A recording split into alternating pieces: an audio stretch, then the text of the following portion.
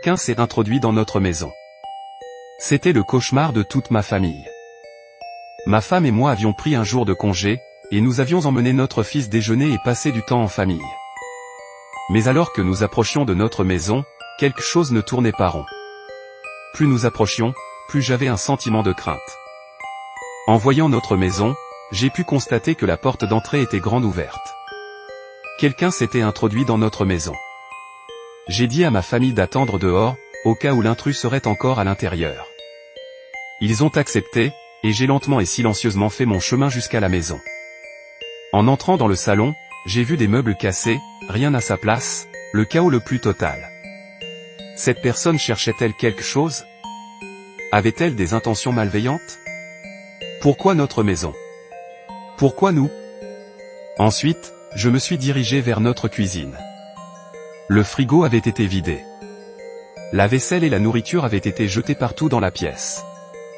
Quel genre de personne s'était introduit dans notre maison? Un sans-abri qui avait juste besoin de nourriture? Si oui, pourquoi avoir détruit le salon?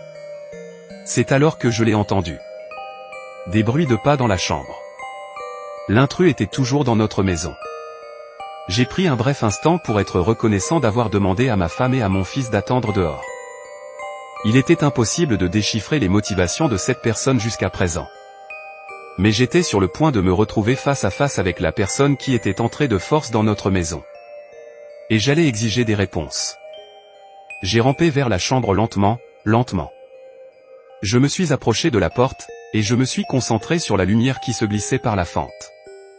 Je pouvais voir de légères ombres danser dans la lumière. J'ai levé la main, les placé contre la porte, et j'ai pris une profonde inspiration, me préparant à ce qui pourrait se trouver de l'autre côté. J'ai poussé la porte et franchi le seuil avec autorité. Je n'en croyais pas mes yeux. J'ai même frotté mes mains sur eux, pensant que j'imaginais des choses. Là, dans le lit de mon fils, se trouvait une jeune fille aux cheveux blonds bouclés. Elle me fixait avec de grands yeux. Elle devait être terrifiée. Je devais faire 1 mètre de plus et peser au moins 45 kg de plus qu'elle. Je devais être un spectacle à voir pour cette petite fille. Mais elle aurait dû y penser avant de s'introduire chez moi. J'ai appelé ma femme et mon fils pour qu'ils viennent voir ce que j'avais trouvé. C'est un humain, papa? Mais oui, mon ourson. C'est le dîner.